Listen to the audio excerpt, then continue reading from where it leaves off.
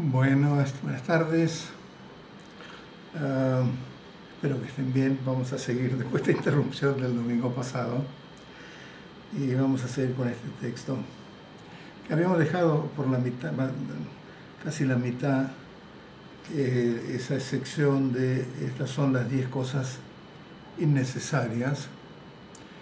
Pero antes que nada, como siempre, vamos a generar, es decir, formar esta actitud altruista del bodhicitta, recordándonos que lo que estamos haciendo lo hacemos con un objetivo final, que es el de iluminar para beneficiar a los demás seres. Por eso que nos queremos iluminar, esa es la razón principal.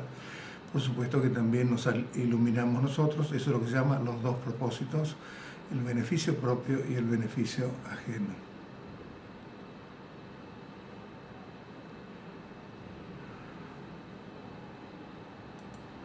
Bueno, y acá tenemos entonces, cuando reconozcas que formas y sonidos son como ilusiones mágicas, no necesitas aceptar ni rechazar.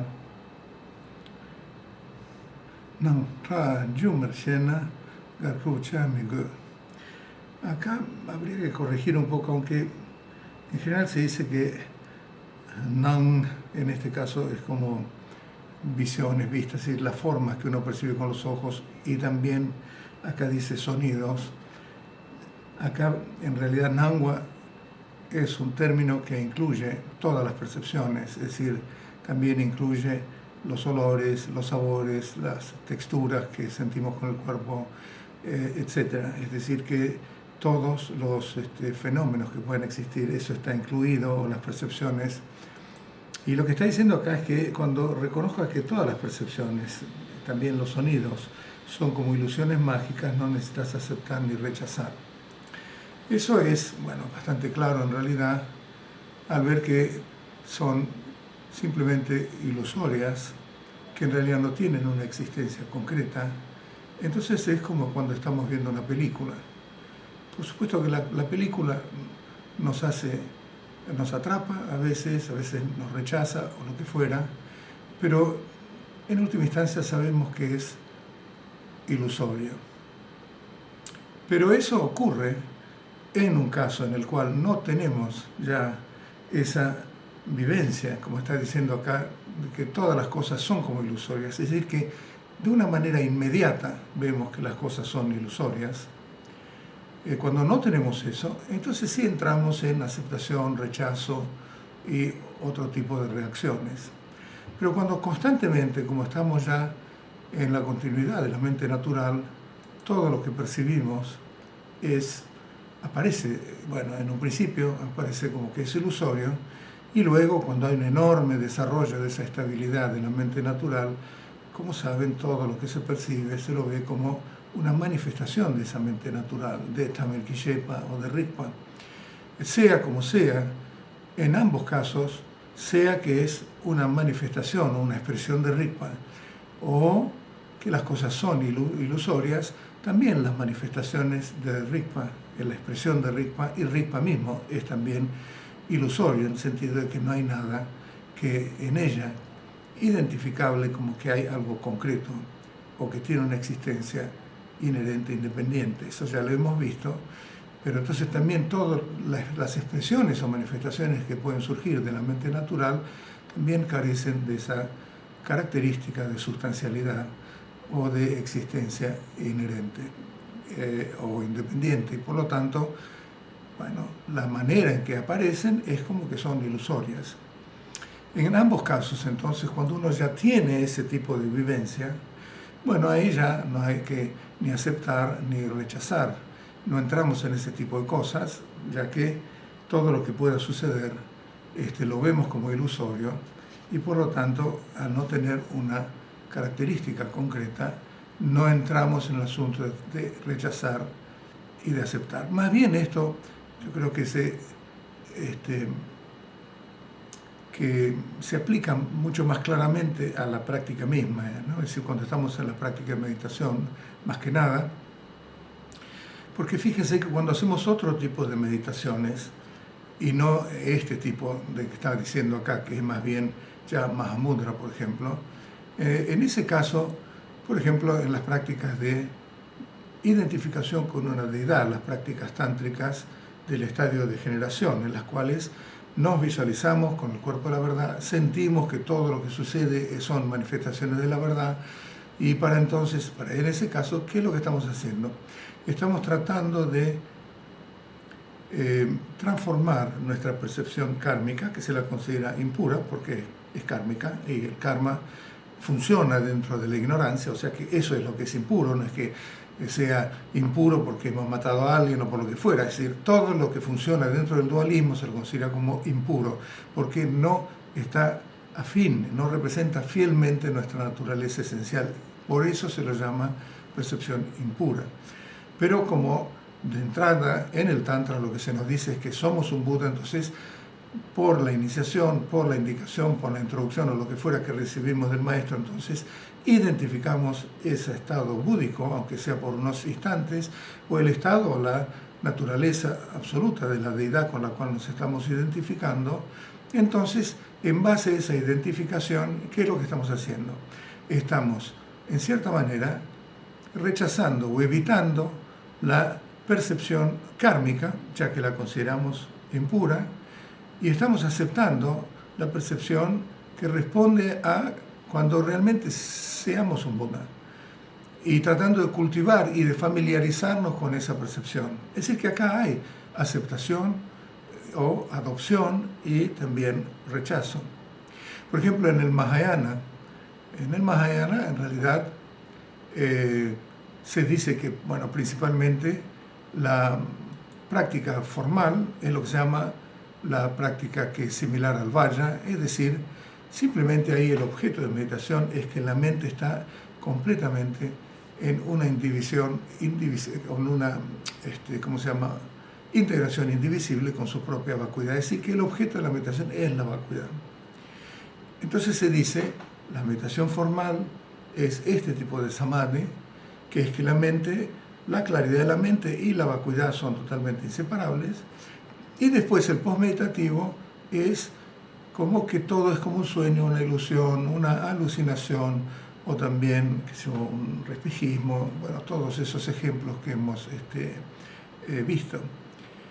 En ese caso también, a menos que uno ya tenga constantemente esa presencia y funcione desde esa unión indivisible, de esa indivisibilidad de lucidez y vacuidad, sobre la base del cual entonces todo lo que se percibe es ilusorio, de forma instantánea, de forma directa, a menos que ya estemos en ese nivel, entonces, ¿qué es lo que vamos a hacer? Vamos a cultivar deliberadamente que lo que percibimos es ilusorio, porque ya lo hemos entendido, ya hemos estudiado, hemos llegado a esa convicción y sabemos que lo que estamos percibiendo como real y concreto es erróneo, es falaz. Por lo tanto, estamos cultivando también un punto de vista correcto, que es percibir todo como ilusorio. En última instancia, ¿qué es lo que estamos haciendo?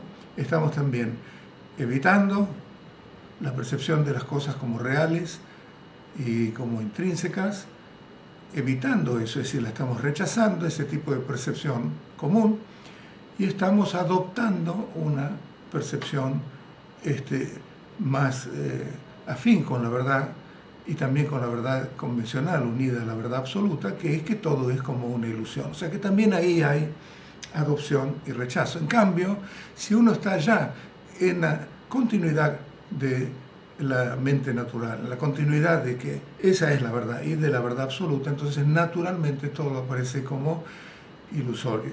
Y en ese caso, bueno, puede aceptar o puede no aceptar, pero en realidad no es que tiene que aplicar una práctica específica, en el sentido de que ya no es necesario referirse a un sistema como los otros anteriores, sino que uno responde en forma natural a ese tipo de percepción. Bueno, hemos visto muy bien cuáles son principalmente las indicaciones dentro del budismo de qué hacer con las percepciones, con las emociones, con todo tipo de cosas. Y bueno, Buda enseña alguna manera, que es la manera en los vehículos menores, que es de rechazo, otra manera que es el de la transformación, y otra manera que es uno percibe la naturaleza absoluta de todo lo que ocurre Y como la naturaleza absoluta de todo lo que ocurre es la vacuidad, entonces todo lo que ocurre es ilusorio, es como una alucinación, y en ese contexto, entonces, si uno lo percibe en forma directa e inmediata de esa manera, no hay que adoptar, no hay que rechazar. ¿Ok? Una vez que reconozcas que los sufrimientos son un siddhi, ahí dice una bendición, pero la palabra es siddhi, que son como los poderes especiales, las realizaciones, digamos, los logros que uno va teniendo, logros comunes, logros extraordinarios, no necesitas perseguir la felicidad. Bueno, acá estamos con el tema del sufrimiento, que en realidad es un tema importante, porque por más que juguemos con la idea de que en realidad lo que nos interesa fundamentalmente en el Dharma, especialmente después de varios años de práctica y de seguir este camino, es encontrar la verdad y no tanto evitar el sufrimiento y lograr la felicidad. Bueno, seamos honestos, en realidad nadie quiere sufrir. Ahora, ¿qué es lo que hacemos cuando sufrimos o cuando tenemos una sensación física de dolor, cuando tenemos un sufrimiento mental? En realidad no queremos eso, en realidad queremos liberarnos de ese sufrimiento, ¿no? Liberarnos del dolor, liberarnos de ese trauma que tenemos, liberarnos de esa sensación que tenemos de sufrimiento en nuestra mente, etc. Porque lo que estamos ansiando es un bienestar, un cierto tipo de felicidad que se equipara en ese momento como la ausencia de ese sufrimiento que nos está aquejando. Entonces acá en realidad hay que entender que lo que está diciendo Gampopa, creo que no leí el tibetano, Dungal Ngotrup Dushena Dewa Tselmiko. Es decir, no buscamos el bienestar cuando hemos visto que el sufrimiento ya se nos aparece como un logro espiritual, algo trascendente. No está diciendo que tenemos que eliminar el sufrimiento. No está diciendo, porque eso es lo que querríamos hacer siempre.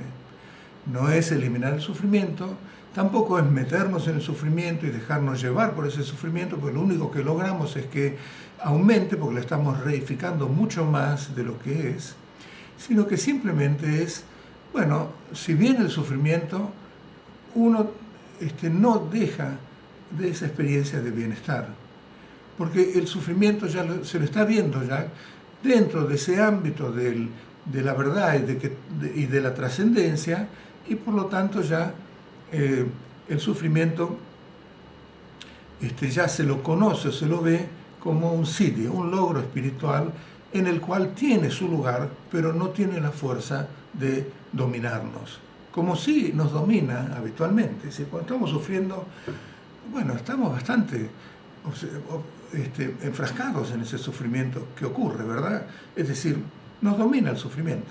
Eso es lo que está diciendo. En este caso, el hecho de que el sufrimiento dejó de dominarnos, eso mismo es siddhi. Eso es un logro espiritual. Y eso se logra no simplemente porque hemos logrado la técnica o el método para liberarnos del sufrimiento, o tampoco, por supuesto, como meternos en el sufrimiento hasta que se agote, sino que simplemente porque hemos logrado encontrar un nivel de bienestar aunque estemos sufriendo. De tal forma que si sufrimos, está todo bien. Y si no sufrimos, también está todo bien. Distinto a lo que habitualmente tenemos, que cuando estamos sufriendo no está todo bien. Queremos justamente lograr un bienestar o lograr la felicidad, como acá dice, pero en realidad más bien se trata de un bienestar. Ahora, sí, cuando sufrimos, lo que queremos hacer es eliminar ese sufrimiento, liberarnos del sufrimiento, es porque estamos ansiando lograr o establecernos en un tipo de bienestar, de felicidad, que implica habernos liberado de ese sufrimiento. Y estamos en esa dicotomía, vuelta al dualismo de bien y mal, sufrir y placer y todo lo demás. Y eso no cuadra dentro de este nivel de realización, de vivencia, al cual se aplican todos estos 10 consejos de Gampopa. Es decir, estamos hablando acá de alguien que ya está en esa trascendencia y en esa continuidad de esa trascendencia, y por lo tanto ya todo lo que se experimenta, todas las sensaciones, los sentimientos, también los sufrimientos que puedan ocurrir, se lo ve desde esa óptica de la verdad absoluta. Y por lo tanto pierden ese nivel de concreto de la forma en que aparecen habitualmente, y de esa manera pierden también el dominio sobre nosotros y el condicionamiento que logran sobre nuestro estado de ánimo, ¿no es cierto? Es decir, entonces, en síntesis, lo que esto quiere decir, ¿cuál es el CD del sufrimiento? El CD del sufrimiento es que si sufrimos, está todo bien, porque no me altera el bienestar. El bienestar viene por otro lado. El bienestar no viene por la ausencia del sufrimiento. El bienestar viene porque ya mi mente ha encontrado ese nivel trascendente en el cual lo que rige ahí es un nivel de paz, es un nivel de ausencia de conflicto. Y el sufrimiento que ocurre es simplemente una cosa pasajera, que no tiene realidad concreta, se la ve de esa manera y por lo tanto hay sufrimiento, pero yo no sufro. Es decir, no me está conmoviendo el sufrimiento porque no me altera la continuidad de ese nivel de este bienestar que es afín completamente con la naturaleza esencial. Estamos hablando de alguien que ya está en esa naturaleza esencial, ¿cierto? Y cuando no hay sufrimiento, es el mismo bienestar. No es que uno ya está mucho más feliz porque se liberó de ese sufrimiento, sino que ese bienestar es un bienestar que es parte de nuestra naturaleza esencial. Y por lo tanto, que haya sufrimiento o que no haya sufrimiento, no cambia el nivel de bienestar. Principalmente eso es lo que se llama cuando el sufrimiento se lo conoce como siddhi. Quiere decir que realmente hemos trascendido el sufrimiento en ese caso, ¿no? En el caso, por ejemplo, de un arhat, es decir, ¿qué es lo que logramos en este nivel? Que no hay más sufriente. Es decir, hemos eliminado ese centro en el yo que rige en todo lo que es reificado, y cuando se reifica el sufrimiento, entonces también se reifica ese yo que está sufriendo. Pero al estar en la continuidad del nivel absoluto de nuestra mente natural, ahí no hay más ese yo reificado. Hay un mero yo que opera de distinta manera. Es decir, que hemos eliminado el sufriente, la persona, el ser que está sufriendo. En el caso, por ejemplo, del Theravada, el arhat, que sería el pico de iluminación de la gente del Theravada, el arhat logró lo que se llama nirvana. Nirvana significa ha trascendido el sufrimiento. ¿Por qué lo ha trascendido? Porque ha visto que los 5 conjuntos, los 5 skandhas, sobre los cuales surge la noción del yo, reificado porque se toma los 5 skandhas como reales y como con existencia inherente, y sobre la base de eso que se toma falsamente, pero en realidad falsamente es porque se nos dice, ¿no? Pero en realidad en la experiencia común de una persona común se toma el cuerpo como que existe, se toma como las sensaciones como que existen, también la evaluación, las percepciones, que me gusta, que no me gusta, también son muy propias de la persona, los impulsos muy propios también de la persona, y también la conciencia con todas sus historias, los pensamientos, las opiniones, los juicios y todo ese tipo de cosas, y los conocimientos también, y las emociones también. Todo eso se los toma como real. Y entonces sobre la base de algo que se toma como real, surge también la noción de un yo como real, que es el que posee todo ese tipo de características. Pero el arhat, a partir de la práctica de las 4 aplicaciones de la presencia y las prácticas también de las 4 nobles verdades y otro tipo de instrucciones y de prácticas que están haciendo, a partir de todo eso, entonces lo que logra esa persona, al llegar a ser un arhat, es que ha llegado a ver que el cuerpo, es decir, uno de los skandhas, es ilusorio, que en realidad era falaz tomarlo como algo real. Y lo mismo con las sensaciones, y lo mismo también con los impulsos, con las percepciones, los impulsos, y también la conciencia. Y entonces, al destruir la base sobre la cual surge la noción de un yo real, entonces el yo también se trasciende, el arhat descubre que el yo siempre fue una falacia, que en realidad no hay tal cosa como un yo intrínseco, esa identidad intrínseca que es el yo que había operado hasta ese momento, y por lo tanto ya no hay más sufriente. Como no hay más sufriente, no hay nadie que sufra, y cuando no hay nadie que sufra, entonces el sufrimiento ya dejó de operar. Entonces, lo que ahí se logra es eso, es decir, se logra ese tipo de ausencia de sufriente. ¿Ok? En el Mahayana, propiamente dicho, la manera en que uno se relaciona con el sufrimiento para que sea como un siddhi, en cierta manera, es con la práctica del Lojong.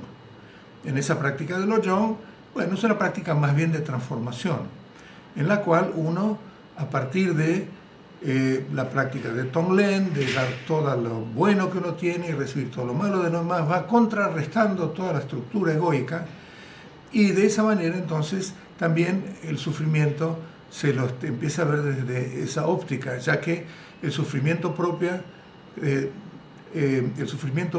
comparado con el sufrimiento de los demás seres empieza a declinar. La experiencia del sufrimiento propio, al compararlo a partir del bodhicitta relativo que uno ha desarrollado enormemente, comparado con el sufrimiento de todos los demás seres, pasa a ser casi insignificante, y entonces de esa manera también, aunque uno sufra, dentro de la práctica del Mahayana, lo que ha hecho es transformar esa experiencia de sufrimiento a partir de la práctica del entrenamiento de la mente, de Lojong y de Tonglen y todo ese tipo de prácticas, en algo insignificante.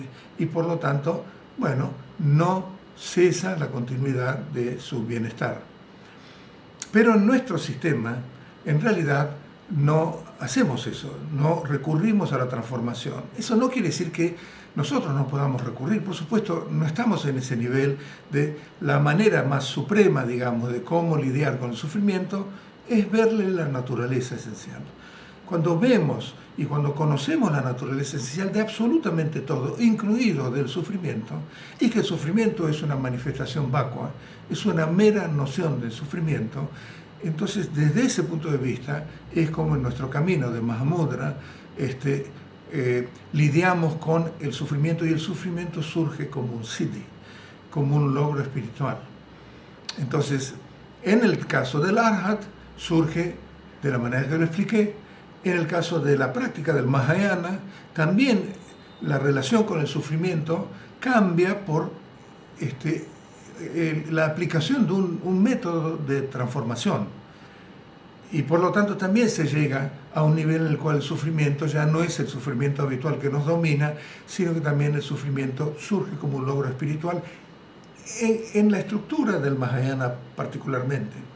En Mahamudra vamos directamente a conocer la naturaleza esencial del sufrimiento, porque hemos conocido la naturaleza de la mente, conocido también y hemos descubierto la vacuidad, y por lo tanto vemos también que el sufrimiento es vacuo, y al conocer directamente o ver directamente la naturaleza del sufrimiento, entonces el sufrimiento surge como un siddhi. Y ahí ven cómo hay distintas técnicas que Buda enseña de acuerdo con las características que nosotros tenemos. Ahora, por supuesto que cuando hablamos de la óptica del Mahamudra, es esto lo que está hablando Gampopa, pero no sé si estamos en ese nivel. Entonces, bueno, podemos transformar, no hay ningún problema, podemos rechazar también, no hay ningún problema. Todas esas técnicas son enseñadas por Buda y todas pertenecen a un mismo programa global, digamos, que está, digamos, dirigido en última instancia a reconocer la naturaleza de la mente o a reconocer la realidad absoluta o la verdad absoluta. O sea que todas son válidas. No tenemos que jugar a ser un tántrica del Mahamudra cuando realmente no tenemos esa capacidad. Entonces, si tenemos una situación de sufrimiento, bueno, apliquemos el entrenamiento de la mente, Tonglen, todo ese tipo de prácticas, en vez de dejarnos llevar por el sufrimiento, reificarlo mucho más y vamos a sufrir muchísimo más. O sea que en realidad este tipo de enfoque que nosotros le estamos dando a situaciones como las del sufrimiento, que son situaciones, digamos, difíciles, evidentemente para nosotros, bueno, apliquemos lo que podemos. Y cualquiera de estas instrucciones que estamos aplicando, bueno, nos van a ayudar mucho, porque van a impedir que el sufrimiento nos domine y que realmente repercuta en que perdemos el bienestar, estamos obsesionados, estamos deprimidos, amargados, sufrimos, tenemos miedo y todo ese tipo de factores que surgen cuando estamos sufriendo, ¿no? Cuando reconozca que tu mente es no nacida, no necesitas practicar Phoa. Ransem Chiemedu Tona Phoa Cha Migue. Bueno, Phoa es una práctica del Tantra que es realmente, bueno, existe en todos los linajes. En nuestro linaje es una práctica que la trajo Marpa en uno de sus últimos viajes a la India, y es una práctica que uno practica durante la vida, porque en realidad lo que se enseña es que hay 9 aperturas por las cuales la conciencia puede salir en el momento de la muerte. Y entonces si se sale por los ojos, entonces uno tiene las condiciones para renacer en el reino de los devas, y así sucesivamente, por la nariz en otro reino, por la boca en otro reino, y también por los orificios interiores en otro reino. Es decir, que en total son, creo que 9. Pero hay una que garantiza que uno se libera del samsara. Si la conciencia sale por esas otras aperturas, entonces uno renace dentro de cualquiera de los 6 tipos de seres en samsara: los devas, asuras, humanos, animales, pretas y seres infernales. Pero si uno sale por lo que se llama la apertura de Brahma, que es acá arriba, y puede eyectar la conciencia en el momento de la muerte para que salga por esa apertura, eso es lo que se llama el camino de la libertad. Es decir, que está enviando la conciencia por un camino que lo libera del samsara y guía a esa conciencia a que renazca en, por ejemplo, en Sukhavati de Vachen, el reino búdico de Amitabha, o bueno, en las más enormes, digamos, realizaciones, ya directamente en Akanishta, es decir, el reino del Dharmakaya o lo que fuera, pero digamos que eso se hace deliberadamente. Pero para eso hay que abrir ese canal, hay que abrir esa apertura. En este momento esa apertura está cerrada, y la práctica de Phoa lo que hace es, con una visualización, una recitación de una sílaba y por supuesto conexión con los lamas y con las bendiciones y con la devoción y demás, todo en su conjunto, uno, después de una semana en general, logró abrir este agujero y ya lo tiene abierto. Entonces, en el momento de la muerte, si en ese momento recuerda cómo aplicar Phoa, bueno, es una manera de liberarse. Hay gente que se ha liberado siendo una persona tremendamente negativa o criminal, pero sabiendo esta práctica y en el momento de la muerte, si tenía esas condiciones, bueno, podía liberarse. Hay que ver también si alguien que ha llevado una vida tan negativa, entonces va a tener las condiciones kármicas en el momento de la muerte que le permitan también llevarla a cabo. Pero de cualquier manera, no hay nada, digamos, sustancial que lo podría impedir, podría llegar a hacerlo. También un lama, por ejemplo, puede hacer Phoa en otra persona. Grandes lamas pueden hacer Phoa en otra persona que ha muerto, y muchos lamas lo han hecho, digamos, uno pide eso. O sea que el Phoa realmente es una práctica para los seres comunes en general, aunque también un lama lo puede practicar, también una persona que tiene vivencia del estado absoluto también lo puede practicar, no hay ninguna restricción. Hay que saber, sin embargo, el momento exacto en que practicarlo.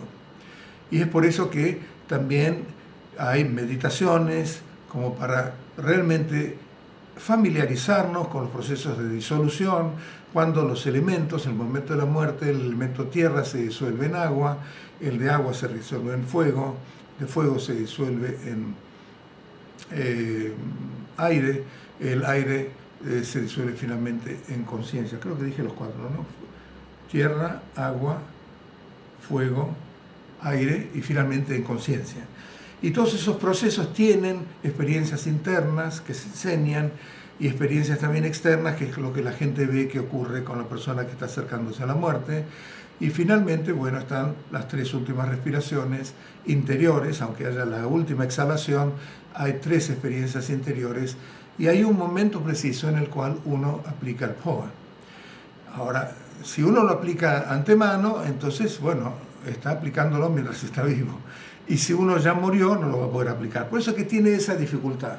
En realidad, igual es una buena práctica para tener. En algún momento vamos a poder introducirla acá. Yo no la enseño, pero podríamos invitar a alguien para que la introduzca. Por ahora bueno, vamos a ver cuándo se hace.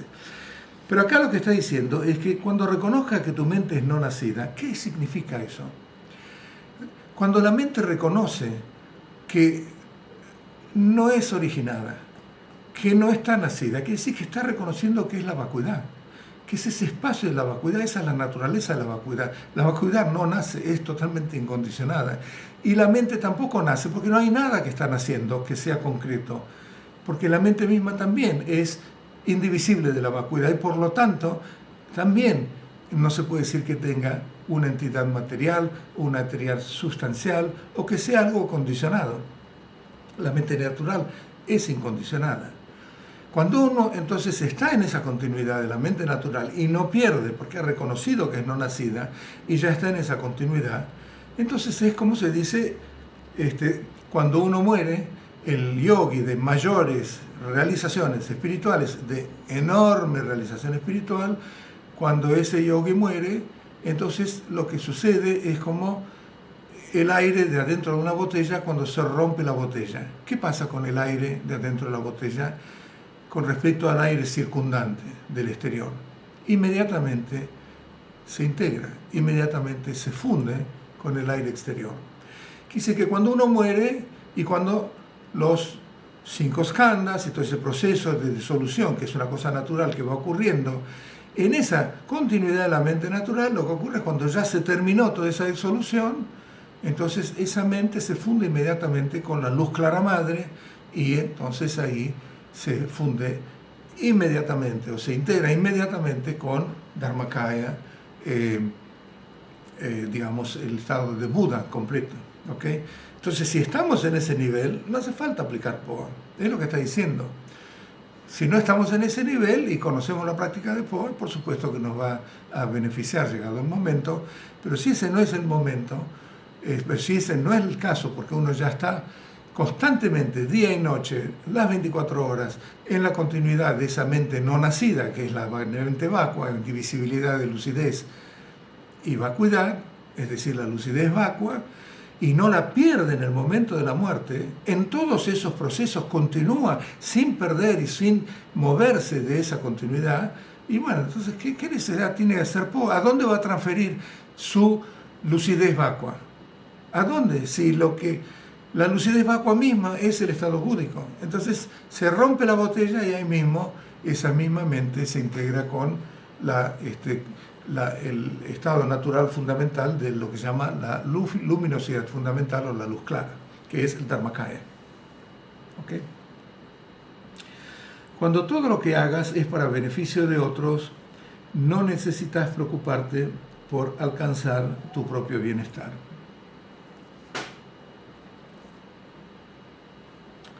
Kayan shentun du chena rantun andrup mego. Esto tiene mego pechuchuy no. Okay.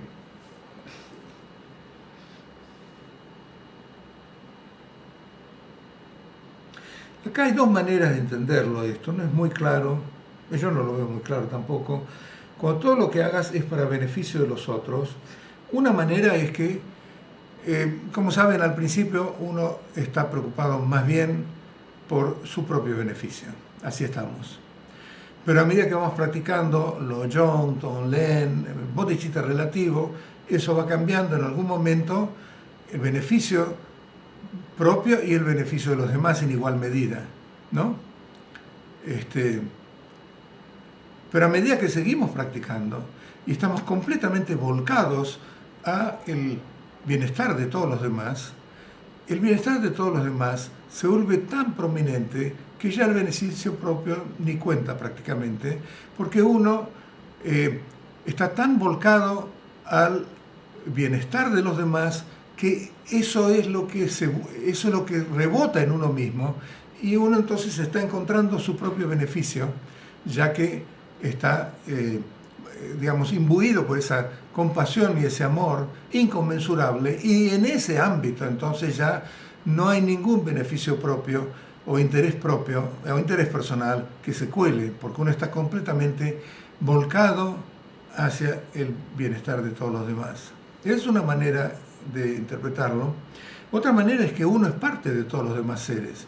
Y acuérdense que son dos propósitos los que estamos logrando. Entonces, como son el propósito propio y el propósito ajeno, entonces al completamente volcarse al propósito ajeno, nosotros somos uno más de ese propósito o de ese bienestar, porque somos uno más de los infinitos seres, y entonces de esa manera no hay por qué entretener más ideas, objetivos, logros o lo que fuera que tienen que ver con uno mismo, propio, es decir, el beneficio propio, ¿ok?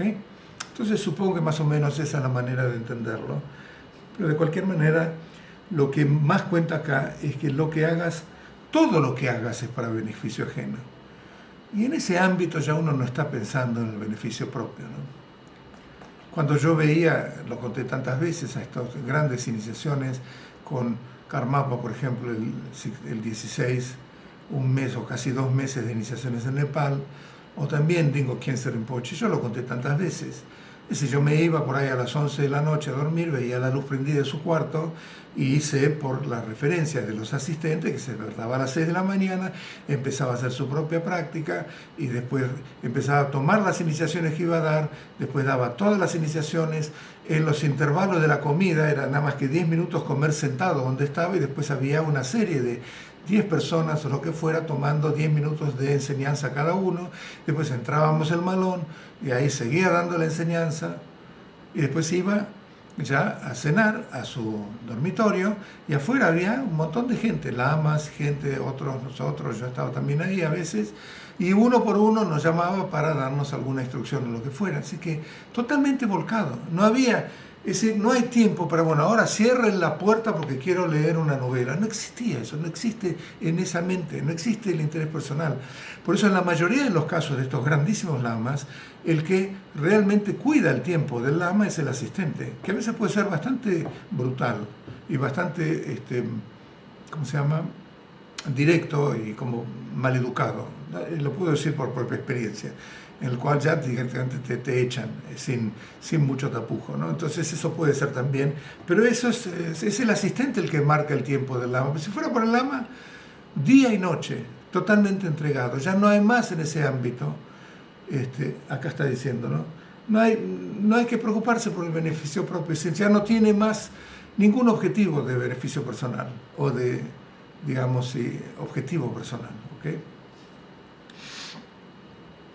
Bueno, con eso hemos completado las 10 cosas innecesarias y ahora vienen, estas son las 10 formas de superioridad.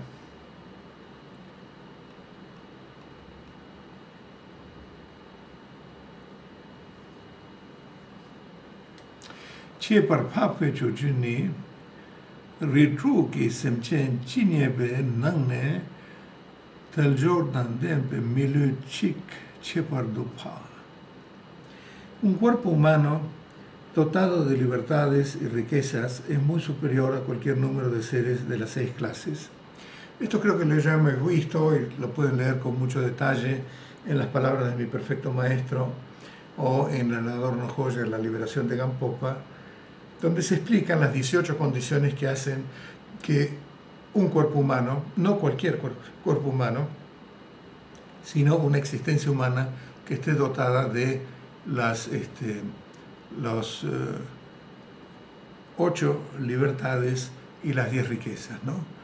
Y en ese ámbito, entonces, bueno, cuando se compara con cualquier otro tipo de ser dentro de los 6 tipos de existencia del samsara, la existencia humana y la inteligencia humana, que es parte de esta existencia humana, pero principalmente la que está dotada de estas 18 condiciones, es superior a las demás. No por una cuestión así de que somos superiores porque estamos en el camino budista o lo que fuera, pero en realidad sabemos o hemos investigado, estamos inspirados y creemos también en el Dharma que nos va a llevar a la iluminación entendemos que puede existir una iluminación, tenemos fe en eso, tenemos confianza en que este camino nos puede llevar, tenemos confianza en que Buda es un ser iluminado, un ser totalmente trascendente, que su naturaleza es idéntica a la nuestra y que tenemos toda la capacidad para lograr lo que él logró también siendo un ser humano anteriormente, y entonces, bueno, nos volcamos a este camino. Los otros seres, bueno, veamos un poquito y vemos que en realidad tienen muchísimos más impedimentos. No importa cuánto nos superen en número, inclusive en seres humanos comunes, no importa cuánto nos superen en número, en realidad lo que caracteriza las cualidades y la capacidad como para alcanzar la iluminación y la liberación del samsara, qué mayor riqueza que esa, es extraordinario esas posibilidades que podemos llegar a tener. Pero tenemos que tener estas 18 condiciones. Cosas que no tienen los animales, por ejemplo, tampoco los pretas, que están totalmente obsesionados con hambre y sed, o los seres infernales, totalmente sumidos en un sufrimiento enorme, o también los asuras, que están en un completo combate con los devas para obtener sus riquezas, y los devas que están peleando con ellos, pero bueno, que en realidad están siempre defendidos por Indra. Entonces por lo tanto los devas inferiores tienen todos los deseos inmediatamente satisfechos, y entonces no tienen ningún tipo de sufrimiento o insatisfacción y no se sienten motivados para salirse de esa situación y de esa existencia. Y los otros seres que están inmersos en absorciones meditativas con forma y sin forma, para ellos eso es la iluminación. ¿Para qué van a seguir buscando? Porque creen que esa es la iluminación. Bajo el punto de vista budista, esa iluminación en realidad es ficticia, no es concreta, no es correcta, no están iluminados. Todavía sus mentes están dentro del dualismo de meditador y meditando, o de objeto de meditación, y por lo tanto el virus del dualismo no se ha superado, y por lo tanto cuando se termine ese karma permanecen en samsara. En cambio los seres humanos dotados de estas 18 condiciones, él dice dotado de las 18 condiciones, no dice cualquier ser humano. Bueno, en este caso tenemos todas las capacidades, todas las herramientas como para la iluminación, y por lo tanto bajo esa óptica es mucho mejor que cualquiera de las otras existencias del samsara. No es muy difícil de entender, pero realmente hay muchas razones que convalidan eso y que pueden leerla en esos libros. Están con demasiados detalles, están muchísimos detalles. Una persona espiritual es muy superior a cualquier número de personas comunes sin espiritualidad. Mina chöme chiniepe nangne chödenki kansa chi pardopa. Bueno, acá, en realidad literalmente dice una persona que tiene dharma, pero no tomemos dharma como la religión budista específicamente. Dharma quiere decir una persona que tiene las cualidades espirituales, que son cualidades fundamentales dentro de un ser humano, y que además tiene una aspiración de trascender, porque comprende lo que es el nivel de sufrimiento y también la falta de libertad, porque estamos totalmente condicionados por la ignorancia, y que por lo tanto tiene una capacidad o una inspiración como para poder liberarse. Bueno, una persona que tiene esas cualidades, es decir, que tiene compasión, que tiene empatía, que tiene también amor y altruismo, que también cultiva la paciencia, que tiene una autodisciplina, es decir, que sigue una norma ética, que tiene tolerancia y, bueno, y que dedica también una importancia con respecto a las cualidades espirituales, y por lo tanto tiene, perseverancia para conseguir esas condiciones y demás. Bueno, comparado con una persona que en realidad, acá dice Mina, en realidad acá dice una persona común. Mina no quiere decir estrictamente persona común, quiere decir una persona que está volcada hacia lo que es negativo.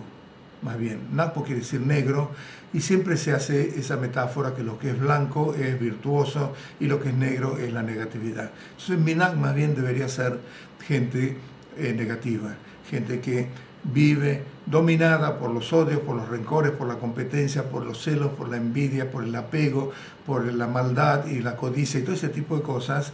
Bueno, por supuesto que la otra persona que es espiritual y que tiene todas cualidades que son, como dice el Dalai Lama, son cualidades humanas fundamentales. que atañen a todos los seres humanos y no solamente a los religiosos, es decir, también hay una ética laica, y la ética laica se basa en esos valores humanos fundamentales, que son los que describí recién: amor, compasión y todos los demás. Entonces, eso es lo que define una persona espiritual. Sea o no religiosa, sea o no budista, es una persona espiritual.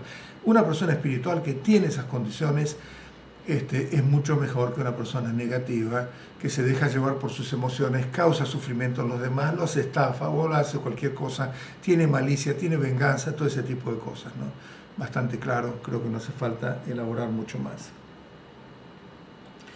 Este vehículo del significado esencial es muy superior a todos los otros senderos, ¿no?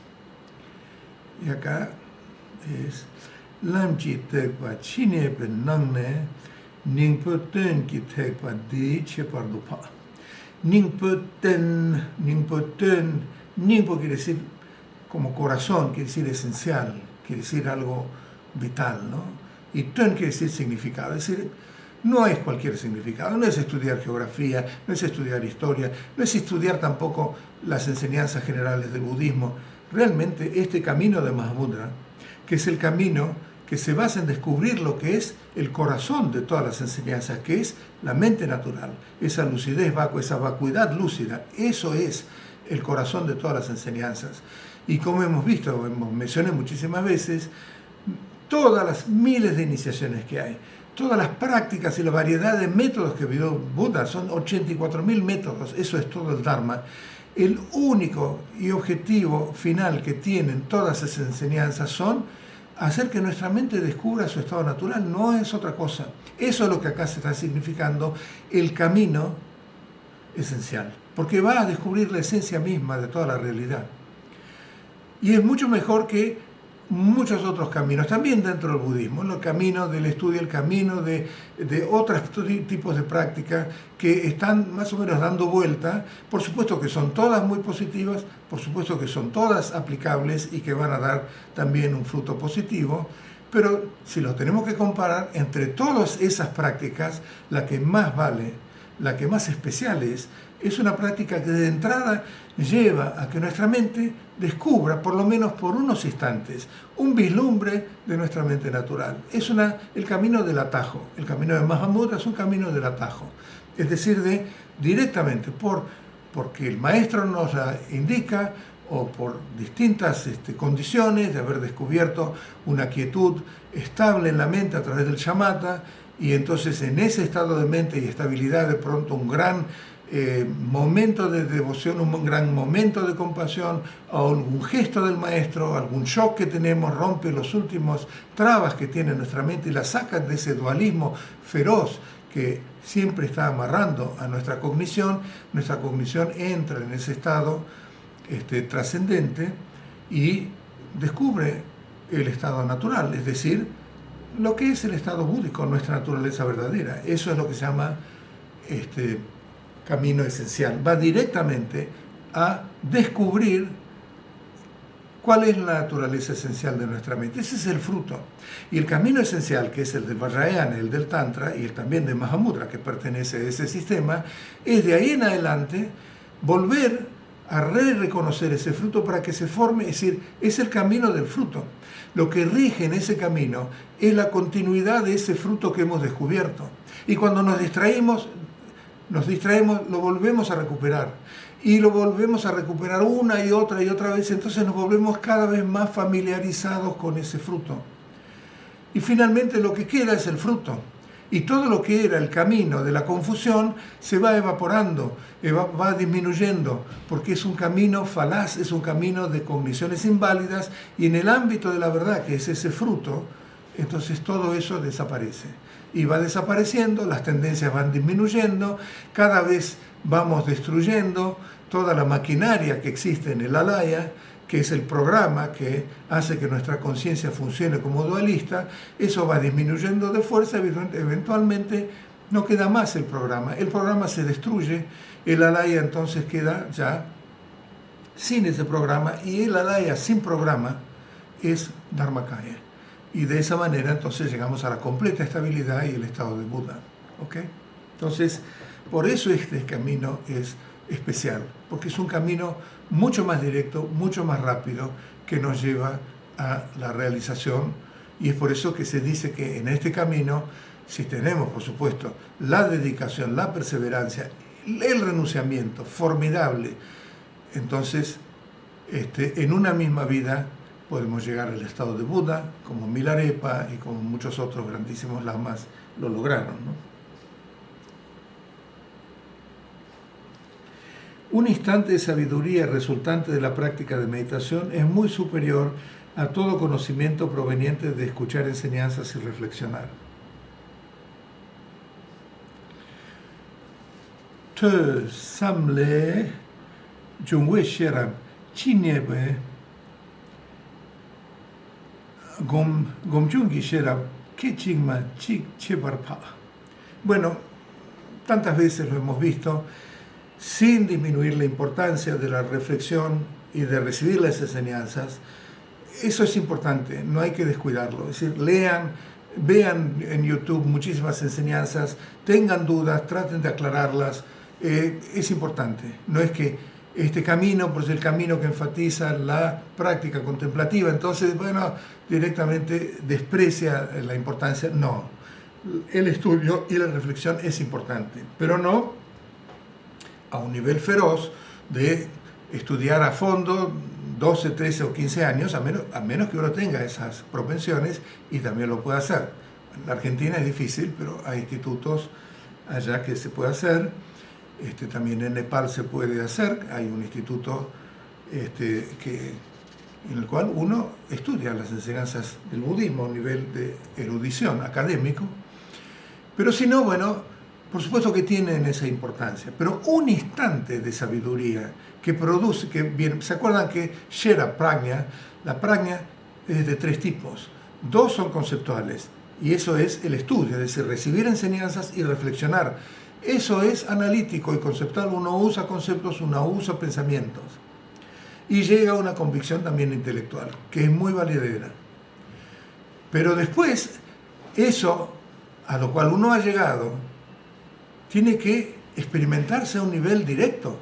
Y eso solamente ocurre a partir de la meditación, porque es la meditación la estructura a partir de la cual la mente puede zafar de la rigidez del dualismo y entrar en su propia naturaleza, que es totalmente afín a esa conclusión a la cual habíamos llegado cuando estudiábamos.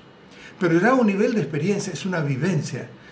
Un instante de esa vivencia es superior a todos los conocimientos intelectuales que podamos tener de las enseñanzas del budismo. Uno puede ser el grandísimo académico y erudito del budismo, pero si carece de un instante de esa vivencia que ocurre a partir de la prajna de la meditación, es decir, la sabiduría que ocurre del estado meditativo, porque eso es un encuentro con el estado natural, entonces es un gran académico, pero no se ha liberado del samsara. Por eso es que es superior un instante de meditación, de sabiduría que surge de la meditación, que todo otro tipo de conocimientos que podemos lograr a partir de estudios conceptuales.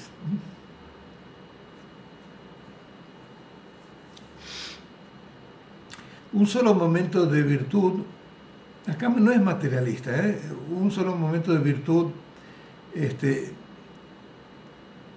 incondicionada es muy superior a todas las posibles virtudes condicionadas. Las virtudes, todas las virtudes, es decir, acciones positivas. Ok, ahora hagamos virtud, quiere decir acción positiva. Todas las que hagamos en el ámbito de una conciencia que funciona en términos dualistas, reifica todo y entonces está condicionada, porque es una virtud o una acción que está compuesta también por partes, está condicionada. Ahora, también hay acciones positivas que podemos hacer dentro o en la dimensión que trasciende el dualismo. Y esas virtudes, esas acciones positivas, son las que se las llama incondicionadas, ¿no? Acá es un poco difícil porque hay mucha discusión de eso, es decir, ¿cómo podemos hablar de una virtud incondicionada cuando en realidad estamos hablando de que es una virtud? Si es una virtud que ocurre porque estamos haciendo una acción. Y si hacemos una acción, entonces esa virtud no podemos decir que es incondicionada. Pues hay un cierto debate con respecto a eso.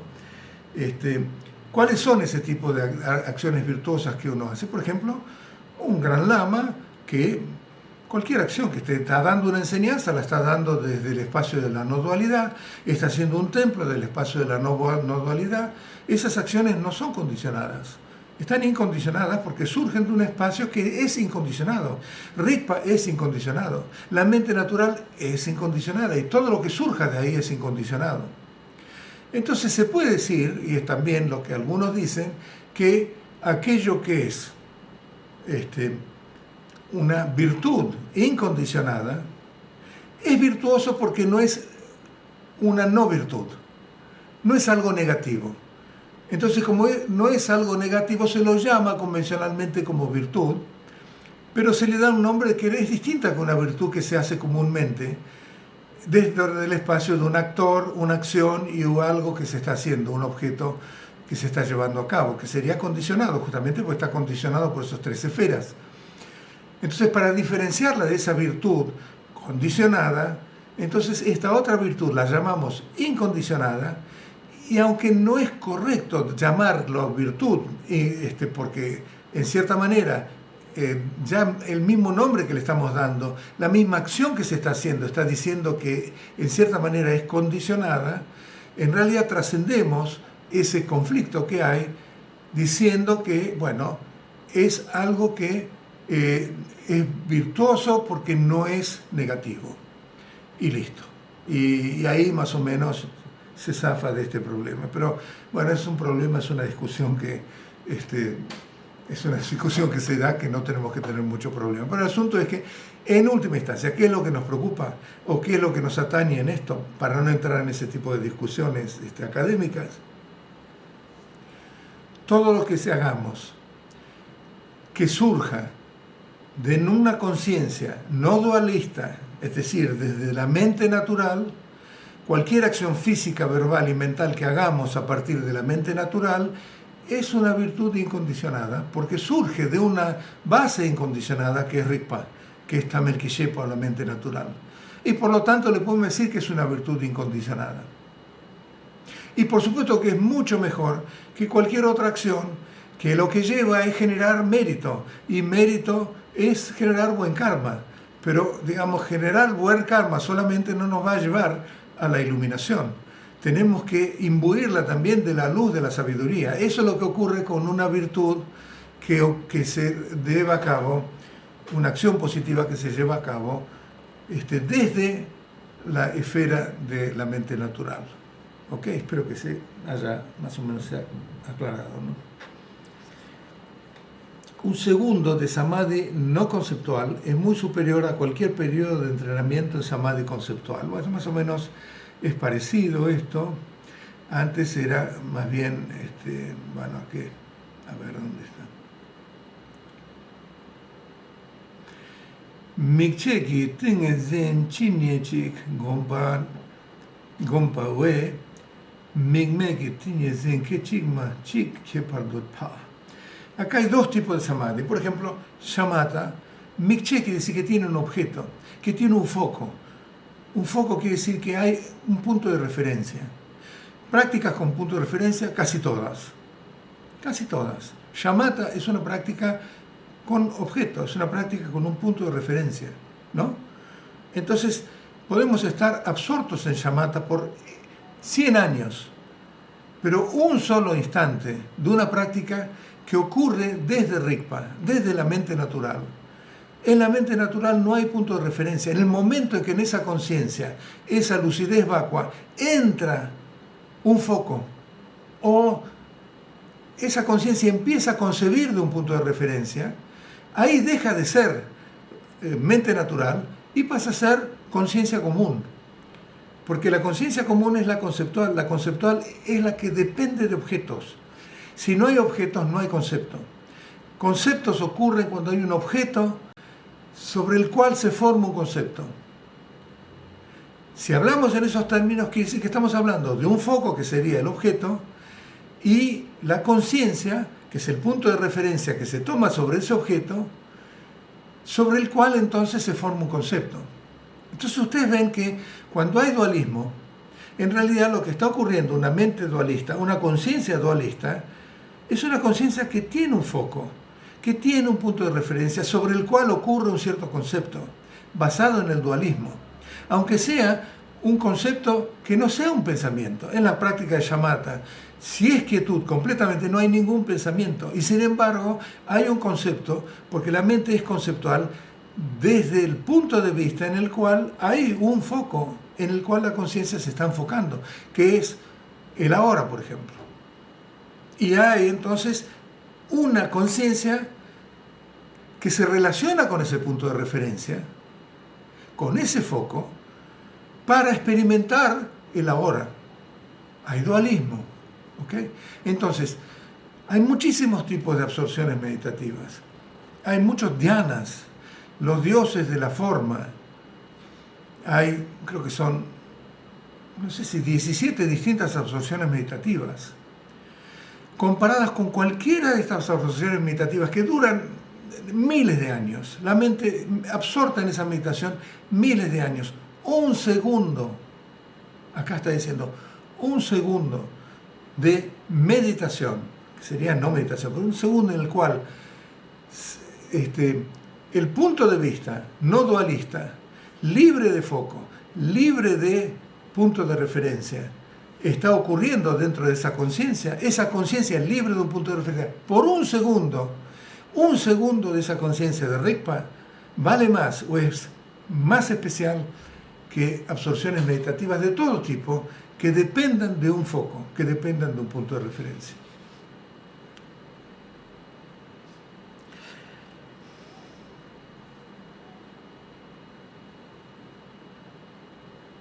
Bueno, acá no sé, me parece que se repitiera esto. Un momento de virtud sin condicionamientos es muy superior a cualquier periodo de virtud condicionada. Creo que lo habíamos explicado esto. A ver. Sakchiki Gewa, antes qué decía, a ver, Duichiki Gewa, Sakchiki Gewa, Chiniechi, Chepewe, Sameki Gewa, Kechik Cheper. Bueno, esto ya lo he explicado. Una manera de decir, Duiche es incondicionado y Sakche en realidad más bien es, yo no diría, no está bien esto traducido. En realidad, Sakcheki Gewa quiere decir que es una virtud. Sakpa quiere decir que te empuja para abajo. Literalmente es eso, no te hace caer. Ahora uno puede decir, bueno, ¿cómo me hace caer una virtud? ¿Cómo si yo practico generosidad me hace caer? Pero si yo practico generosidad dentro del esquema de las tres esferas de actor, acción y objeto que está recibiendo esa acción, es decir, dentro del esquema de la mente dualista, por supuesto que generó karma positiva. Pero dentro de ese karma positivo siempre está esa contaminación del virus del dualismo, del virus de la reificación, y por lo tanto, si bien es un buen karma, y yo persisto solamente en ese buen karma, ¿por qué no me libero? Ahí está el asunto. Es decir, te tira para abajo y no te liberás porque seguís en la estructura dualista y reificadora. ¿Ok?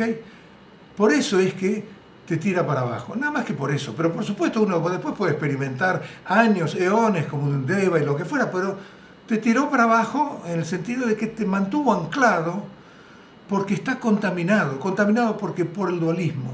Y entonces, como está contaminado, yo diría acá, ya directamente la cambiaría y diría, un momento de virtud contaminada, no contaminada, es muy superior a cualquier periodo de virtud contaminada. Entonces, hay virtudes que están contaminadas porque ocurren en base al dualismo y virtudes que están no contaminadas porque ocurren desde la trascendencia del dualismo. Parecido al anterior, que no me voy a extender demasiado en eso. Un solo instante de auténtica realización es muy superior a cualquier número de experiencias meditativas temporarias. Yula nyemnyon chiniechi chepa we topa kechik sharwa kepardupa. Bueno, habíamos visto que están el conocimiento intelectual, están las experiencias meditativas y está la verdadera vivencia o realización. Las experiencias meditativas son como la niebla, a veces están y a veces no están. Son simplemente indicaciones que estamos en un buen camino, pero son temporarias y ocurren sobre la base de distintas condiciones de energías que se van acomodando o de absorciones de la conciencia o de lo que fuera, y tenemos una experiencia meditativa que puede ser muy trascendentes. Pero un instante de realización, la verdadera realización o vivencia, no cambia, es incambiante como el cielo, como el espacio. Y por lo tanto, entonces, no es que a veces está como la niebla y no está, sino que está siempre. Entonces, un instante de verdadera realización es más especial que cualquier tipo de experiencias, por más extraordinarias que podamos llegar a tener. Eso lo vimos varias veces, por eso no me voy a explayar en eso. Un momento de acción espontánea es muy superior a cualquier cantidad de acciones positivas premeditadas. Chedu chepe lekche, chinechik chepe we, chedu chawa, mepe chupak kechik kepardupa. Ok. Acá, acción espontánea, ¿qué quiere decir? Hay acciones que son, por ejemplo, los grandes siddhas, ¿no? Que hacen acciones que son no convencionales. Entonces de pronto hacen una acción muy espontánea, no está premeditada. Acá está comparado una acción premeditada, es decir, que uno en realidad la piensa, la premedita y la hace. Muy bien, puede ser una buena acción. Pero es mucho mejor cuando la acción se hace en forma espontánea. Pero es una acción positiva en forma espontánea. Aunque desde el punto de vista convencional esté, digamos, contradiciendo las reglas convencionales de la cultura o lo que fuera, como pasa con estos grandes siddhas, como Rupa Kunlek y como estos grandes los yogis locos o lo que fuera, sus acciones provienen del punto de vista correcto y también de la acción que está en total sintonía con el punto de vista correcto. Quiere decir que proviene de la mente natural y es espontánea porque espontáneamente ven la forma en que deben actuar en ese momento, sin premeditación. Entonces lo que está diciendo acá, que bueno, son esas acciones las que son mejores. Ahora puede ser que haya gente que esté loca y que haga acciones sin premeditación. Gente que de pronto grita o de pronto dice algo sin pensarlo, sin premeditarlo, y también es espontánea. Pero por supuesto esto no se refiere a eso, que serían acciones espontáneas pero que ocurren sobre la base de una locura y que no es lo que está diciendo acá. Acá está diciendo acciones espontáneas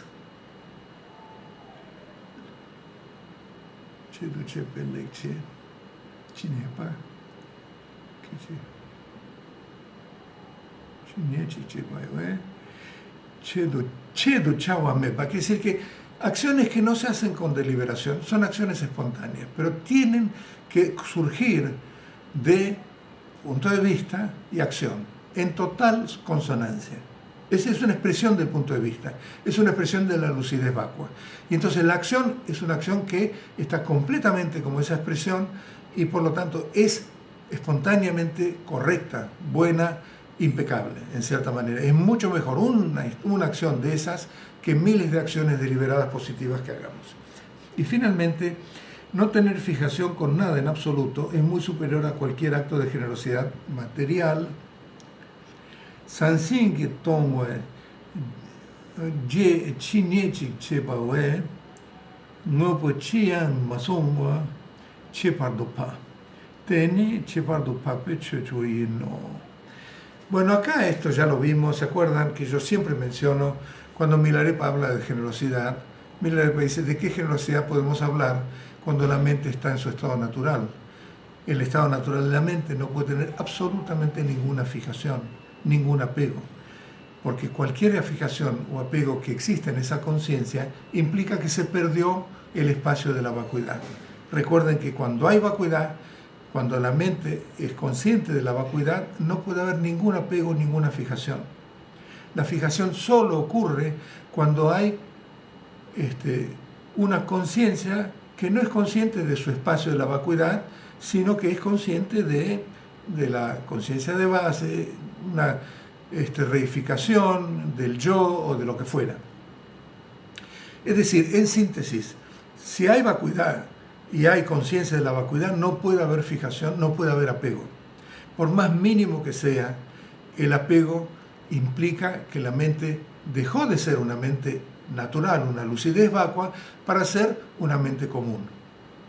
Entonces acá dice que uno puede dedicarse a hacer muchísimas ofrendas hacia los seres superiores, muchísimas gestos de generosidad y dar muchísimas cosas materiales a los seres comunes, pero no tener fijación, no tener apego con absolutamente nada, eso es superior a cualquier tipo de...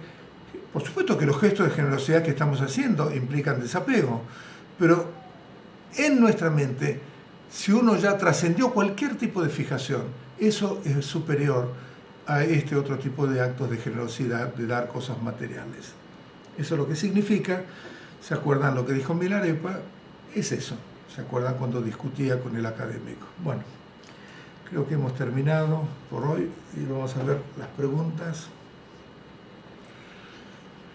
Acá la primera dice, leyendo Turning Confusion into Clarity, Mingyur Rinpoche dice, please understand that hell, as well as every other realm, is not a location but a confused projection of the mind. External forces do not account for these mental states. The location of hell does not just confuse Westerners. Tibetans may also mistake these realms for external locations. That's why Sajer Rinpoche used to tell me everything is a manifestation of mind. There is no hell out there. Los 6 reinos son proyecciones de la mente. Me es contradictorio con las palabras de mi querido maestro, donde cuando explica los 6 reinos habla incluso de lo que dura una vida ahí. Incluso hace unos domingos una pregunta acerca de por qué nuestra vida era más corta que en esos reinos. No sé si estoy leyendo mal o tengo un error conceptual. Bueno, acá tenemos que siempre pensar en que está la verdad absoluta y la verdad convencional o la verdad relativa. Es verdad lo que dice Mingyur Rinpoche, bueno, no lo traduje, pero Mingyur Rinpoche dice que no hay un reino infernal externo, sino que es una experiencia interna de la mente. Ok. Pero después viene Patrul Rinpoche y habla de todas las características de los reinos infernales y en el primero de los 8 octavos, 8 de calientes y después los 8 fríos, y en cada uno de ellos qué es lo que uno sufre, qué sé yo, y hasta hablan, muchas veces las escrituras hablan de un lugar, una localidad geográfica de donde están los infiernos, y comparado con el Monte Meru y con todo ese tipo de cosas. Bueno, hay un montón de enseñanzas que Buda dio que son de sentido figurado y otras enseñanzas que son de sentido directo. En la de sentido figurado, Buda dijo, bueno, yo explico todo esto para que más o menos tengan una idea, pero en realidad no quiero decir exactamente eso. En cambio, en las de sentido directo, como por ejemplo Mahamudra, Dzogchen, la vacuidad, etc., ahí no hay ninguna interpretación. Ahí es lo que es. Yo lo explicó de esa manera y no hay que interpretar nada. Lo otro hay que interpretarlo de acuerdo a quien lo esté escuchando. En el Theravada lo van a escuchar de una manera, en el Mahayana de otra manera, en los distintos tipos de Tantra de otra manera, porque es interpretativo. Pero todo proviene de Buda mismo, que enseñó de acuerdo con las condiciones de la gente que lo estaba escuchando en ese momento. Ahora, volviendo a esta pregunta,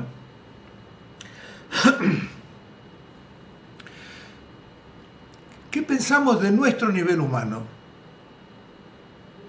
Yo quiero referirme a eso, porque en realidad el conflicto es que, bueno, nuestro nivel humano sí es externo, y todo lo que estamos percibiendo sí es externo. Yo me tomo un avión y me voy a New York, me voy a París, me voy a, qué sé yo, a Bariloche, y Bariloche está ahí, y hay tantos kilómetros, y claro que hay un mundo externo, se me presenta como externo.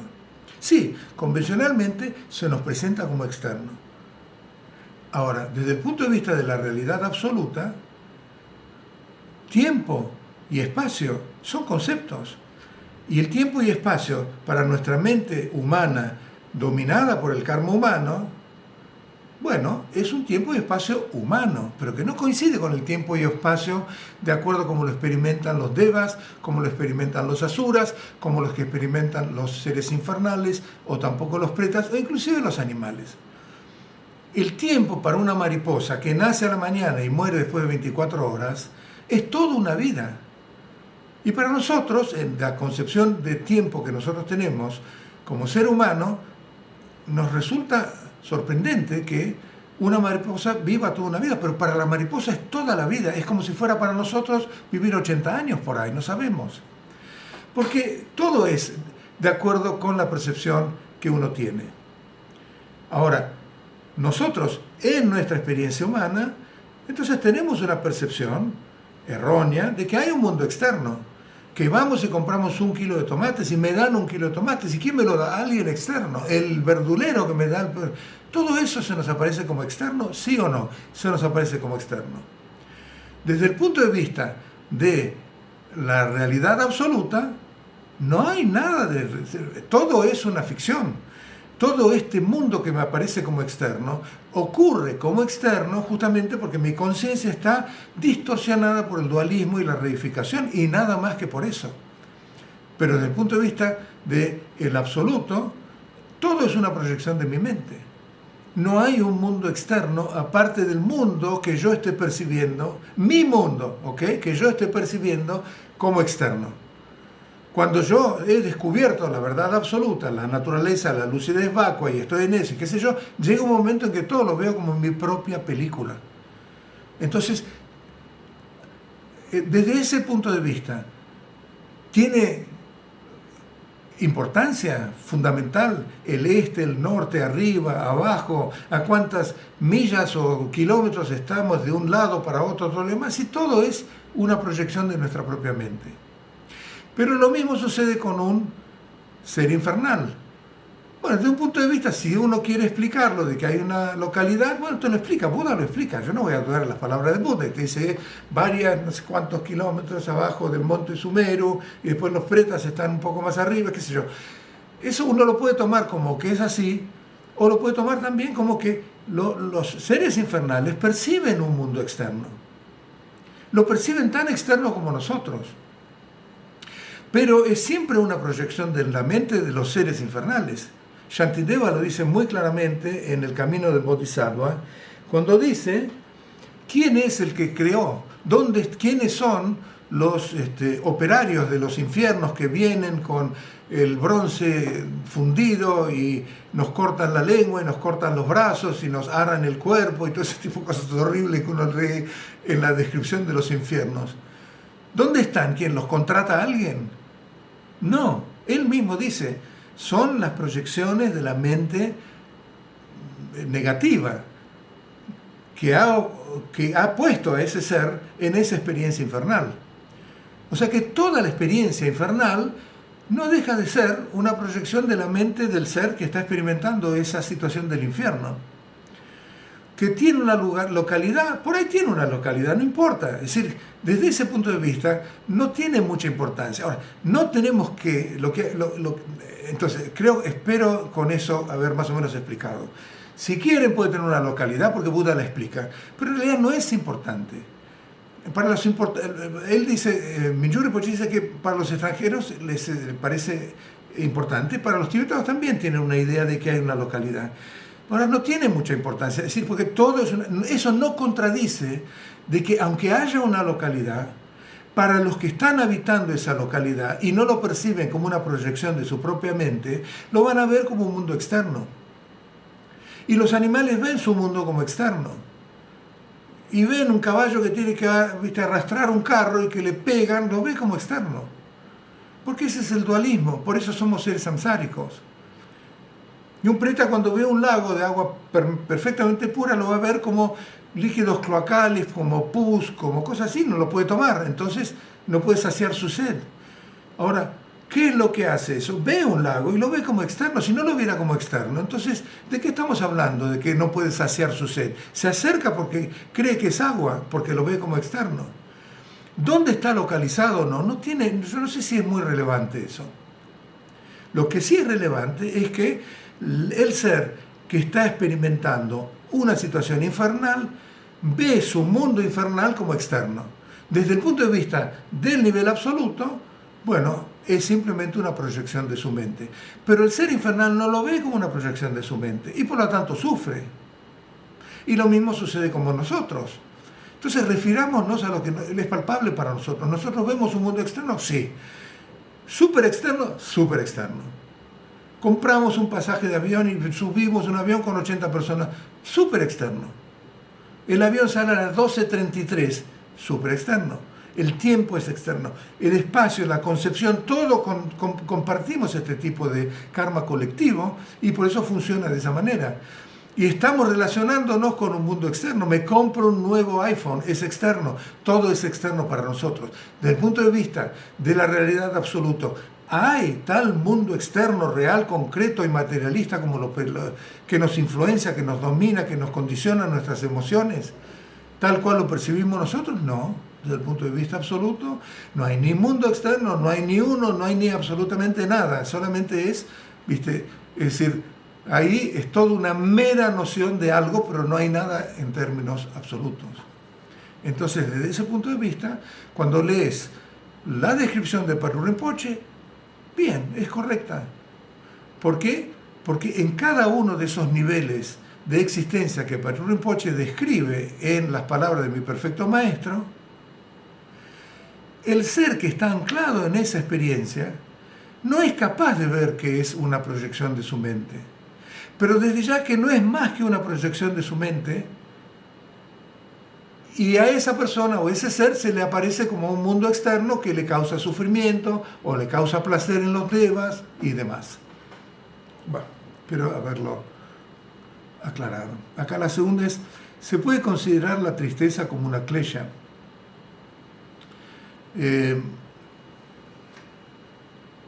No sé, la verdad, tristeza ocurre porque, digamos, hay alguien que experimenta la tristeza. La tristeza misma no genera mal karma, si es tu pregunta. No creo que genere mal karma, pero, a ver.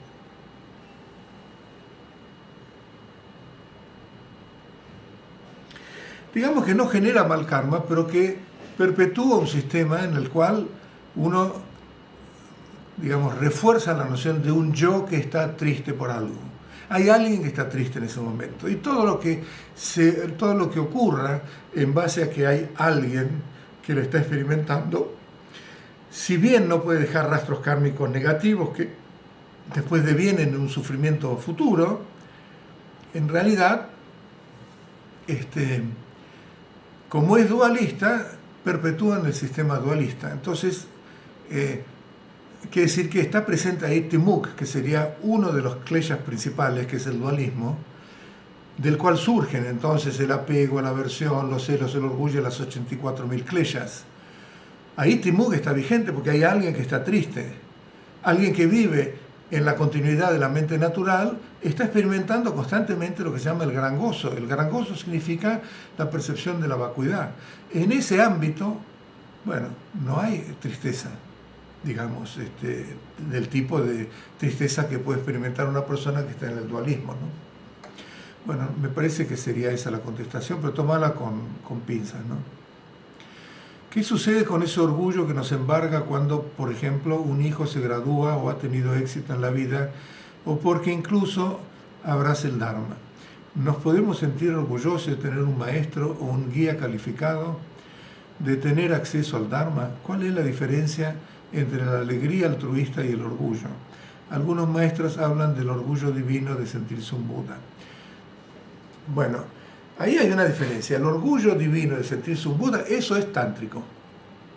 Eso es tántrico. Es decir, soy un Buda, ahora me identifico con un Buda, esa es mi naturaleza esencial, y ese orgullo divino es una de las condiciones para la práctica del Tantra, especialmente la práctica de desarrollo de la identificación, el estadio de generación o de desarrollo en el cual uno está visualizando, sintiéndose que es Tara, sintiéndose que es esto y lo otro.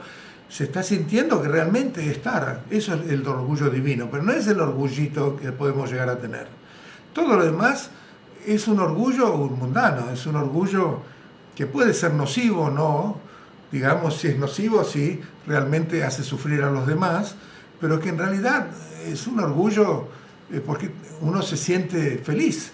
En ese momento es la felicidad más bien de ver que el hijo se graduó, o que el hijo o la hija, digamos, entra en el Dharma. Es más bien como un nivel de felicidad. Yo no sé muy bien si a mí me produciría orgullo ver que mi hija, ¿viste? Bueno, mi hija ya está en el Dharma, mis hijas están en el Dharma, entonces en realidad no me siento orgulloso de que están en el Dharma, estoy contento de que están en el Dharma, no entiendo bien ahí cómo entra el orgullo si es orgullo de esa manera, bueno, es klesha, lo siento, me parece que sería eso. Uno puede tener empatía por la felicidad, es decir, compartir la felicidad de otro, por los éxitos de otro, sin que eso devenga en que uno se vuelva orgulloso y se sienta mejor que el vecino que no tiene un hijo que practica el Dharma, un hijo que todavía no se recibió de ingeniero o lo que fuera. No creo que tu pregunta sea tan banal, pero me parece que hay que diferenciar entre la alegría y la empatía por el éxito y por la alegría de los demás. Eso es totalmente fantástico, y sentirse orgulloso del éxito que otra persona pueda tener. En realidad, la otra persona es el que tiene el éxito, no uno. ¿Ok? Empatía sí, orgullo no. Yo diría orgullo, creo que, excepto el orgullo divino, pero hay mucha diferencia. El orgullo divino no es el orgullo de tener un hijo que se recibió de abogado, no es ese orgullo. El orgullo divino hay que entenderlo correctamente. Ngajel Tempa se llama. Ngajel es el orgullo, pero el orgullo de ser un Buda, el orgullo de que yo soy Vajrasattva. No es un orgullo, es decir, el orgullo de sentirse que uno no es un ser común. No es un ser común lleno de kleshas, lleno de problemas, lleno de neurosis. No. Yo soy un Buda. Ese es el punto principal del budismo, del Vajrayana. En ningún momento en el Theravada o en el Mahayana se indica que uno que tiene que cultivar ese orgullo divino. No. Son otros caminos. En el Vajrayana, como el Vajrayana tiende a cambiar nuestra percepción, bueno, si no nos sentimos que somos un Buda y no estamos convencidos que somos un Buda, aunque sea intelectualmente, entonces nunca vamos a convertirnos en un Buda. Si tenemos esa duda, es justamente lo que tiene que contrarrestar la duda de que podemos ser un Buda. Eso es Ngajil Tempa. Tempa quiere decir estable, el orgullo estable, es decir, que realmente nuestra convicción de que somos un Buda es estable. Entonces sí vamos a... Eso es el fruto, el camino del fruto. ¿Ok? Por eso es solamente en el Vajrayana, no mezclemos con otros caminos. Bueno, voy a ir a otra pregunta. Cuando reconocemos la naturaleza de la mente, es una percepción pura. Si no hay sujeto que percibe, la naturaleza de la mente se autopercibe. La mente se autopercibe, sí, la naturaleza de la mente se autopercibe. Sí, eso es lo que se llama Rang Rig. Rang quiere decir propio, Rig quiere decir cognición. Es esa cognición que se conoce a sí misma. Nuestra cognición habitual, nuestra conciencia habitual, conoce otras cosas, pero no se conoce a sí misma. La única cognición que se conoce a sí misma es la mente natural. Es la naturaleza de la mente. Conoce a sí misma y conoce todo el resto, porque es omnisciencia. Entonces, ahí no hay sujeto que esté conociéndose. Aunque, por supuesto, cuando uno recibe instrucciones y cuando lee traducciones y demás, dice hay que reconocer la naturaleza de la mente, está más o menos implicando que hay alguien que la reconoce, pero por eso hay que entender bien las palabras y hay que trascender el sentido de las palabras. En ese momento es la mente. A mí me van a oír en general, a menos que me distraiga, cuando yo traduzco digo cuando la mente es Rigpa, no cuando la mente está en Rigpa. Hay una diferencia. La mente está en Rigpa, quiere decir que hay alguien que se ubicó en Rigpa, se estableció en Rigpa. No, la mente antes era dualista y ahora es la misma mente pero que es Rigpa. La misma mente que es no dualista. ¿Quién se percata de que de todas esas cualidades no dualistas de esa cognición? La misma mente, no hay otro. Porque como decís vos bien, no hay alguien que, ¿no? Acá como lo dijiste, no hay sujeto que percibe esa mente. Es la misma mente la que se convalida como que es la naturaleza de la mente. Para no juzgar a ser alguien en la continuidad del estado natural, no juzgar y empezar a aplicar aquello para lo que no estamos preparados, lo que hay que hacer es ir chequeando nuestra situación con el maestro. ¿Hay otra forma? Chequeando, es decir, ir al maestro y preguntarle, ¿eso es lo que significa ir chequeando nuestra situación con el maestro? No. Es si realmente uno, justamente con lo que acabo de explicar, si hemos descubierto Rigpa, si hemos descubierto Tamekishepa, y ya estamos y sabemos que es Tamekishepa, entonces podemos percibir la naturaleza de todos los fenómenos, y percibir la naturaleza del sufrimiento, y percibir la naturaleza vacua de las emociones y de los kleshas. Recién ahí, entonces podemos aplicar esto. Si no, bueno, mejor transformar o rechazar, porque si no estamos jugando a eso, ¿no? Ahora, para convalidar eso, sí, probablemente puedas convalidarlo con un maestro, a ver si realmente lo que estás experimentando es Rigpa. Sí, eso es bueno consultar con un maestro. Y ahí si te lo confirma, entonces te ayuda más también a la convicción de que eso es Rigpa, ¿no? Eso sí, no sé si esa era tu pregunta. Es posible que personas que sin duda están en la estabilidad del estado natural siguen siendo sumamente precavidas y cuidadosas en ese aspecto de aplicar ciertos métodos y muchas veces prefieren aplicar los métodos menos elevados, como si el cuidado debiera ser tan o más elevado que el método.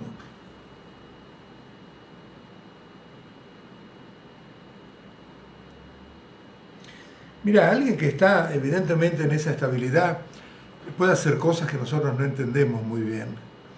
Y es muy probable que muestren cuidado porque justamente crean que en ese momento, frente a nuestra percepción, lo que más hay que enfatizar es el cuidado y la aplicación de métodos menos, no tan superiores, digamos. Pero en su experiencia, la forma en que lidiando con una situación, a partir de esa continuidad de la mente natural, bueno, esa persona es la única que puede decidir en ese momento qué es lo mejor para aplicar, ¿ok? A ver,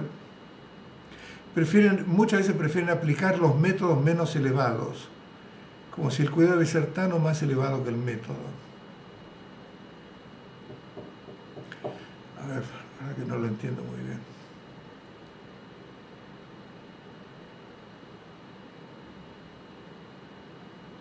¿Me das un ejemplo? ¿Me das un ejemplo así? Después lo vemos.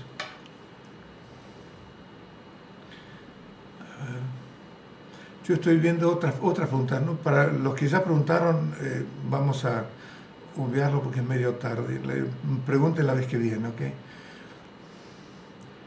¿Cómo nos damos cuenta que tenemos un instante de realización? A veces se da en forma espontánea, pero al momento de darnos cuenta no estamos rompiendo la lucidez vacua. No necesariamente, ¿eh? No necesariamente. Uno puede darse cuenta de que está en ese estado,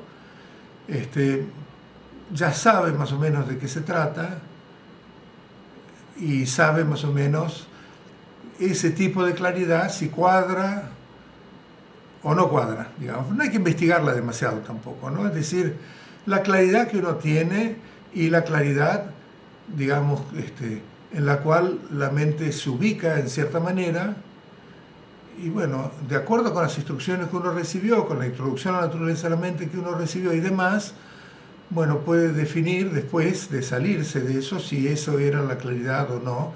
En ese momento no es cuestión de hacer muchos juicios y de investigarla y de corroborarla. Y esto sí, acá me dijeron que esto es vacua.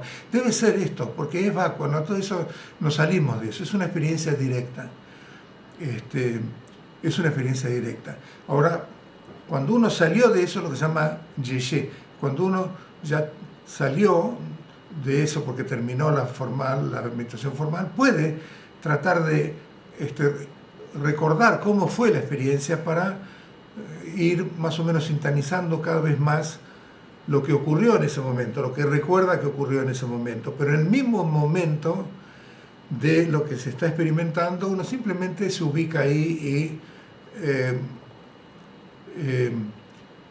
ahí decís, me doy cuenta de que tuve la vivencia. Bueno, quédate en ese darte cuenta sin más.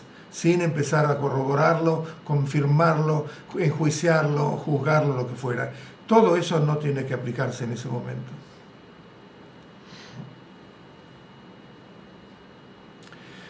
Hace un tiempito le preguntaron a Zóngzar Khyentse cómo practicar la no dualidad. Y él dijo que practicamos pensando que todo lo que percibimos es una proyección de nuestra mente. No se explayó mucho más al respecto, lo que me genera un montón de interrogantes. Acá se referiría con lo que percibimos, a la forma en que interpretamos las situaciones o a los fenómenos materiales.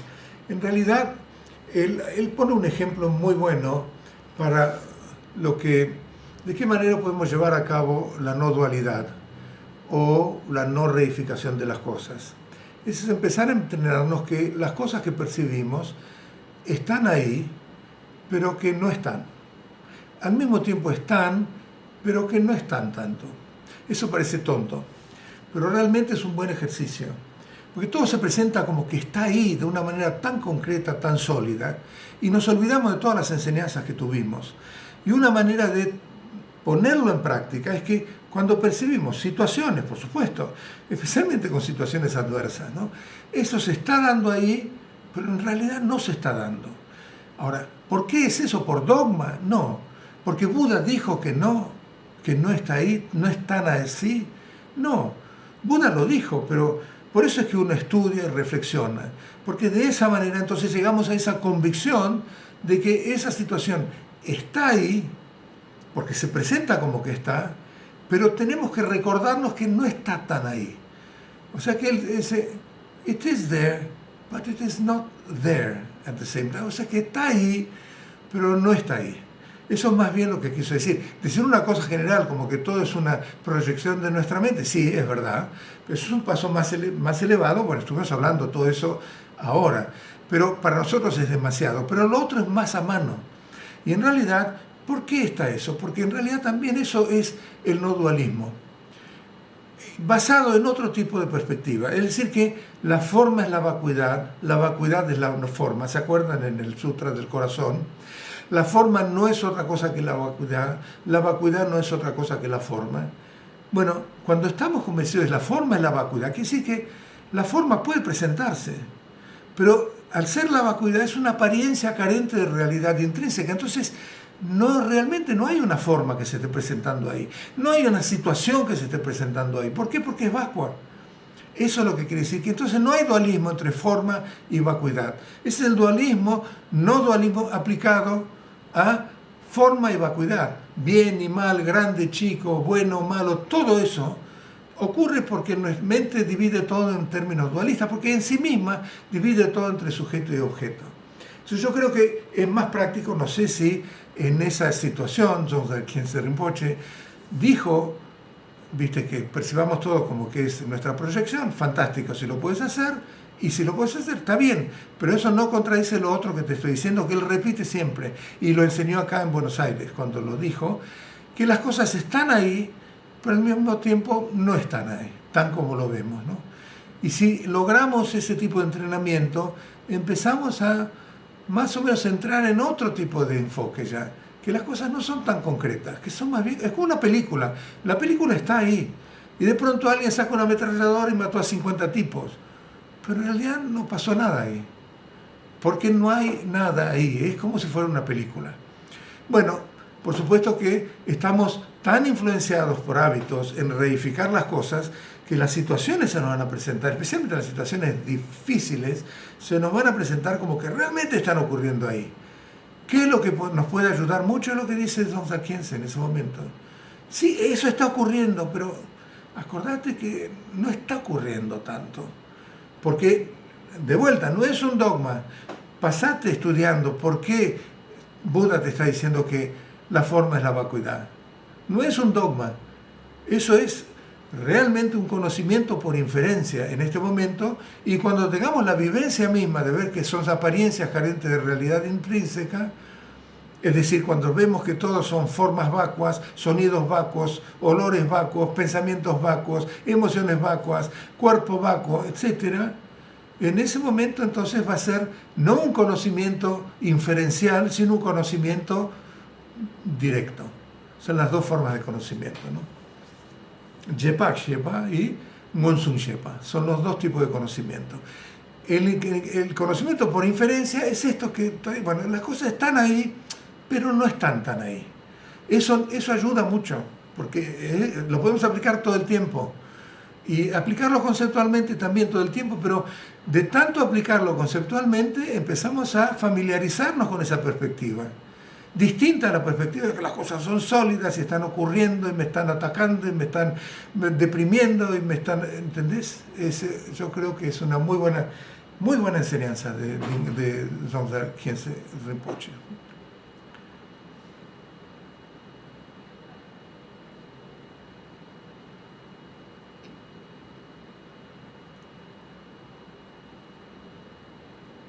Acá alguien pregunta, gracias a algo que quiero preguntar y me di cuenta, y no, bueno, que cuando me ofendo o alguien se ofende, ¿por qué es? Porque esa emoción que es obviamente aflictiva es por orgullo, sí, tiene que ver con las ideas que uno tiene de sí mismo, y por supuesto todos tenemos un cierto orgullito, todos en cierta manera tenemos ideas de lo que somos, tenemos una autoimagen de lo que somos, y cuando alguien nos critica y nos ofende es porque está contradiciendo esta autoimagen, ¿no?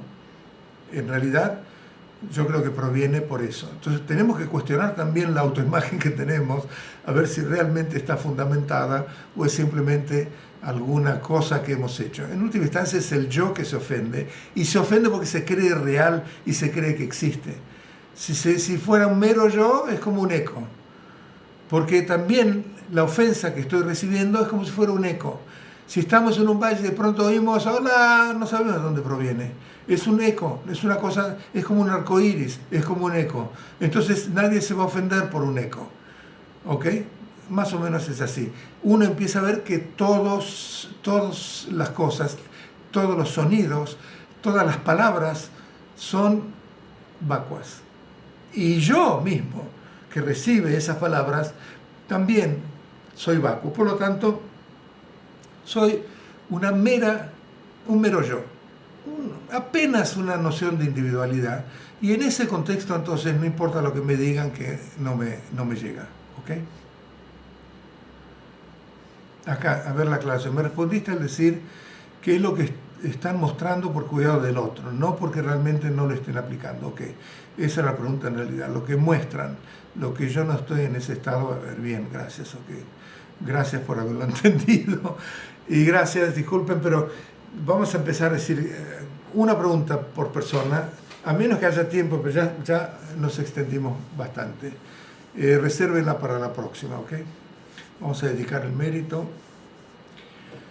Sonam di tamje zekba ne tomne nebe ranam bhamjen chegan aji bala trubaye zibe tole rolan rolwarjo.